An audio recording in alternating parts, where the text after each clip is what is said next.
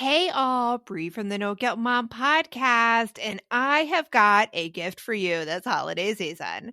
If you love the No Guilt Mom podcast, and I mean love the No Guilt Mom podcast, then tell us about it. Leave us a review, and you can be entered to win a No Guilt Mom gift card. All you have to do is leave a review, take a screenshot, and then simply go to noguiltmom.com/review to enter our giveaway for a free No Guilt Mom gift card, simply for telling us what you think about the podcast. It is amazing. But don't delay. Get right on this, as we're going to be giving away that No Guilt Mom gift card on December 21st. So get right on over and visit noguiltmom.com/review. Welcome to the No Guilt Mom podcast. I am your host, Joanne Crone, for this Thursday quick win. And today we're talking about getting our families to help out more around the house. Because right now, and I want to ask you this question, how much are you doing at home? Are you doing all of the chores? Are you coordinating every single thing? Are you cleaning? Are you the one who sees a mess on the floor and it's no one else sees there's a mess on the floor and you go and clean it up? If this resonates with you, know that you're not alone, and so many of us moms are right in the same boat. What I want to bring up with you today is that the reason that it might be so hard to get people in our homes to pick up after themselves and to help out with household chores is because, and brace yourself for this one, we might be hiding behind our own guilt and shame. And I want to let that sink in, because so many times we know exactly what needs to be done, but we don't go full force in asking for it, or even thinking that we're deserving of it being done by someone else. If you have the same thoughts in your head that go through mine, I always think of, oh man, it'll just be easier for me to take care of this, or they're going to be upset at me for asking them to stop doing what they're doing and take care of it, or even I am slacking as a mom if I don't help my kids with this thing. And those are completely typical thoughts, but they're the thoughts that are holding us back from getting what we deserve. And we deserve more of our brain power back. We deserve more free time. And we're also, by asking this of our families and by expecting this of our families, we are teaching them how to be competent and confident. And when we're talking about our partners here, we are showing them how we want to be treated. It's hard. It's really hard. And if you hear me say those things right now, I want you to examine if there is guilt and shame involved in asking more of your family. So here we go. We're going to go into 3 steps right here to break through that guilt and shame and figure out if it's an issue. Because if it is an issue, that may be what is stopping you from delegating in your home. So number 1, I want you to get really clear on what you want to happen. Do you want to never touch a single dirty dish again? Do you want to never take out the trash again? Never have to remind anyone to take out the trash again? Do you want your partner to handle all of the kids' medical appointments and not have that be on your shoulders anymore? What do you want? Because a lot of times if we don't know what we want, we cannot go full force in getting it. It is difficult to push past the conflict, and that conflict is inevitable. Like, it's going to happen. There is no way around delegating that conflict will not come up. Know that it's normal. But if you don't know what you want, you cannot push through it. If you want an equal share, or at least more of a share of household responsibilities being delegated between you and your partner, that is something that you're working towards. But if you're not clear, you can't push through that. So I want to give you an example. I shared on social media a few weeks ago that we had to put my cat Koba to sleep. And it was a hard decision. He was 18 years old. I got him as a kitten, and he was with me all the way from being in LA when I worked in the entertainment industry to having kids to getting married. Like everything, that cat was with me. And I took it really hard. And at the same time, it was also a relief because he was suffering for quite a bit. Like he was a shell of a cat for quite a bit. Really skinny, not playing as much, didn't like to cuddle anymore. Like we knew his time was coming for a very long time. And so just this past Saturday, I was taking my daughter to get her haircut, and it was right next to PetSmart.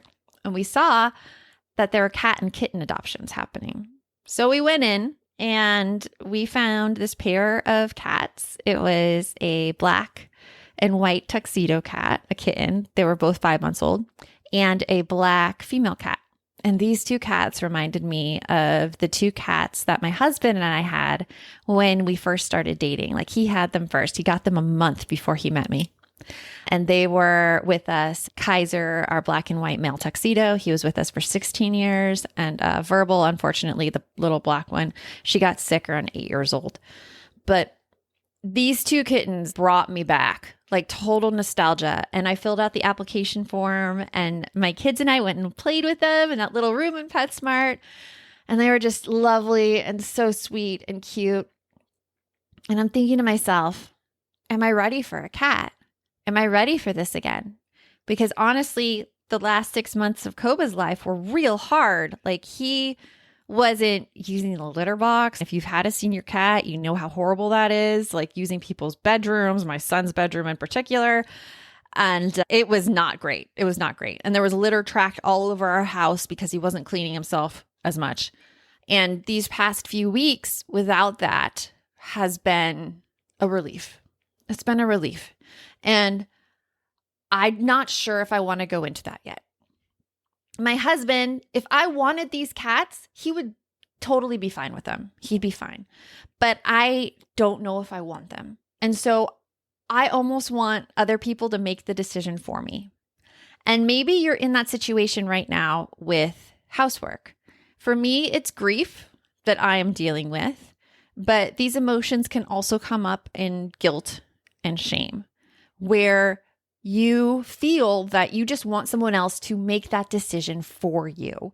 You want them to step up and you want them to take their fair share of the housework, and you just want it done so that it doesn't have to be on your lap anymore. And when we want that, we give up our power. We take away this sense of agency that we have in being able to be powerful and ask for what we want, and then work respectfully with other people so that their needs are met as well.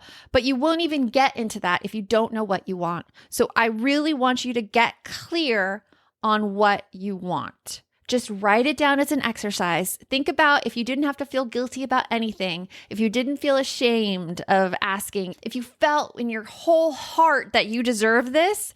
This is what I want you to write about. I want you to write about what you want and just fill some pages with it and figure out exactly how you want it to look in your house with the chores delegated to everybody. So that's the first one. Get clear on what you want.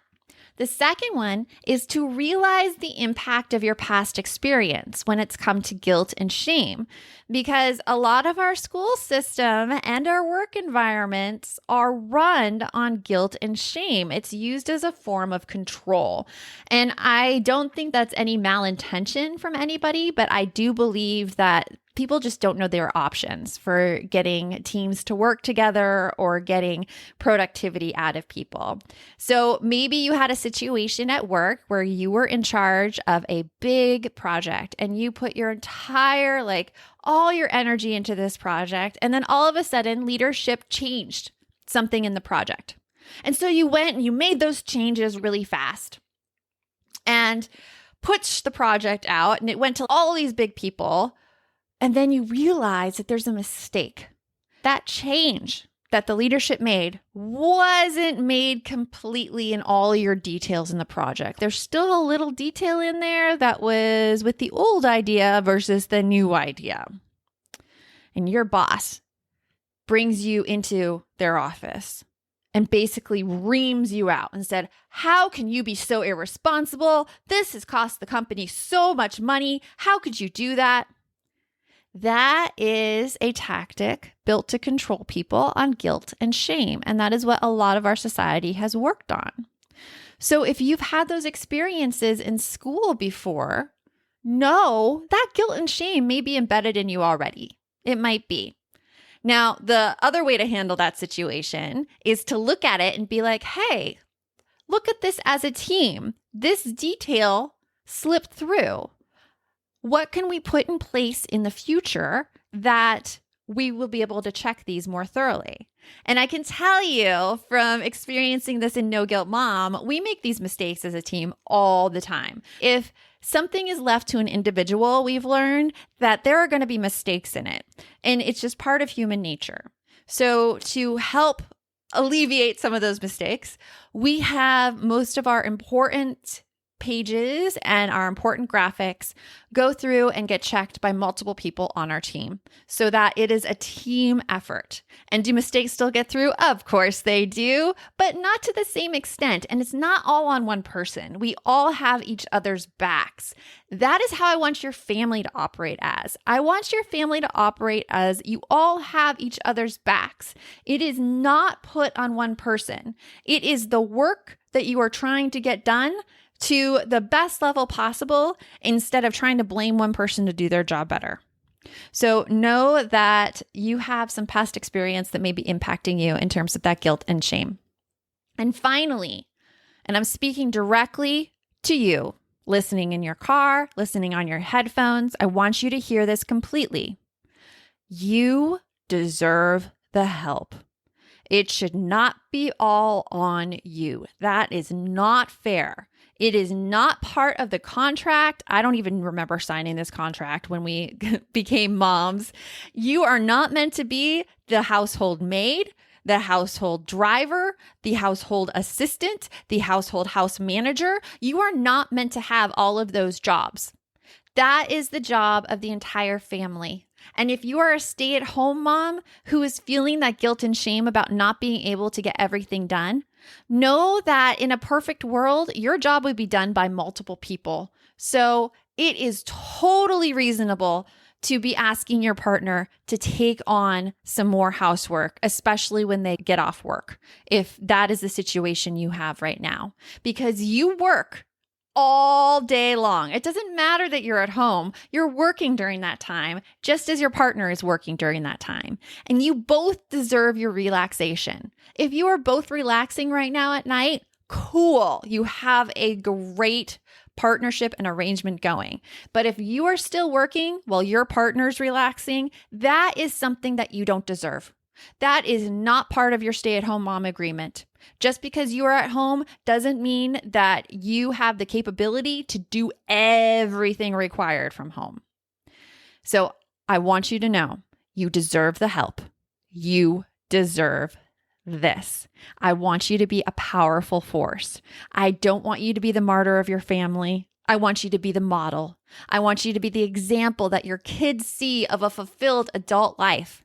And I want you to use your power to help other people. And you use your power to help other people when you help yourself first, because that's when your emotions are going to be joyous. That's when you're going to have the mental capacity to solve conflict and solve problems and to lead.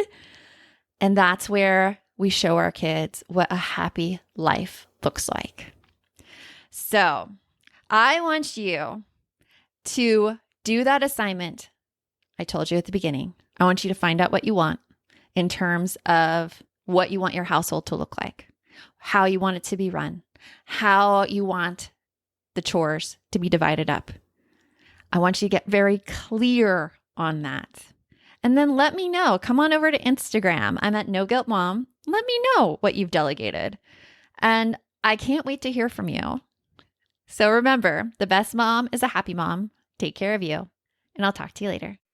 Are you looking for something to listen to with your whole family? Then check out 6 Minutes, produced and created by Gen Z Media. With over 200 twisty, cliffhanger-filled episodes, 6 Minutes tells the story of 11-year-old Holiday, who is pulled from the icy waters with no memory of who she is or where she came from. 3 years ago, Brinley Pasternak helped the Anders family uncover the truth about Holiday's past. Now she'll need them to help her find the truth about hers. In 6 Minutes Out of Time, the long-awaited sequel, Cyrus Anders is found unconscious near the mysterious Elixir Academy in Florida, and Brinley learns the school may have a shocking connection to her missing mother. Dive in now and get the most downloaded family audio adventure in history. Follow 6 Minutes wherever you get your podcasts. You can listen early and ad-free with the GZM family subscription.